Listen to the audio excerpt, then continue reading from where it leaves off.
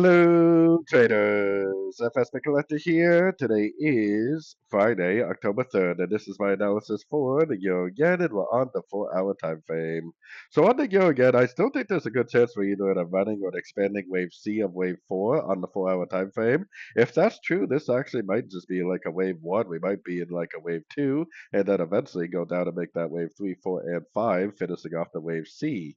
So if we are in a wave two, I don't really think this is a big enough wave two yet. I think it needs to stretch out into a bigger pullback before it actually does end up going down again. So going down to the 1 hour time frame is where I got my Fibonacci retracement on this whole move down. This move up right here hasn't even made it to the 38% yet. Like I said, if this is really a wave two, it's likely not even remotely close enough to be a complete wave two yet. It's probably going to have to stretch out for several more days and end up looking something like this, maybe going up to the 50%. Definitely looks like a hot area. 61% also could be a good area to possibly see the end of a wave two and the beginning of a push down for a wave three. Likely a wave one, two, and three of C on the 4 hour time frame. So anyways, don't forget to check out my website linked over here in the corner. And as always, thank you for watching and happy trading.